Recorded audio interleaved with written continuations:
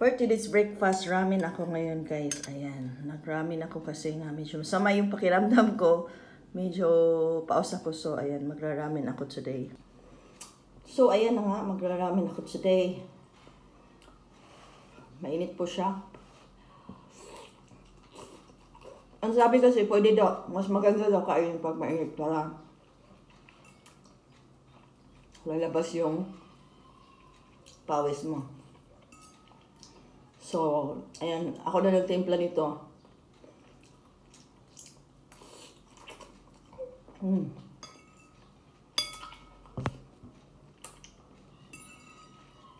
Kagabi, sumama yung pakiramdam ko kasi nga siguro naulanan ako ng isang araw.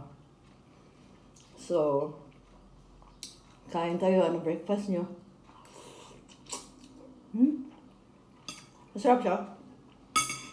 Pero hindi po ako araw-araw kumakain nito kasi instant po ito eh.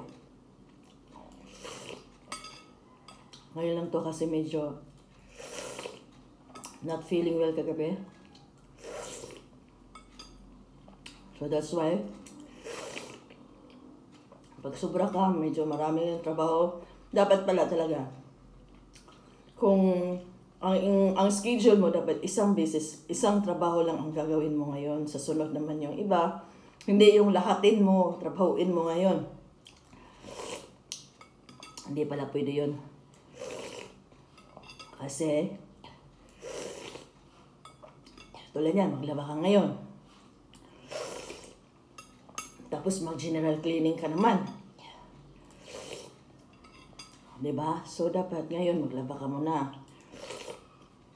Tapos, sa susunod, another day, mag-general cleaning ka. Kasi, talaga minsan yung katawan natin hindi ma. Diba? Masarap siya, pero grabe ang anghang niya. So, ang tawag daw ramen Korean. So, initim lang siya, pakuluan. Saka na siya naman. Pero hindi siya maganda pag araw-arawin mo siya kasi mataas yung ano niya.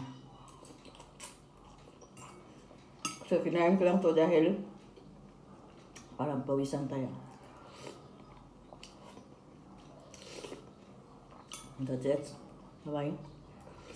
So guys, after ko kumain ng ramen, so ito na yung result. So ayan, pinagpawisan talaga ako. Kita nyo.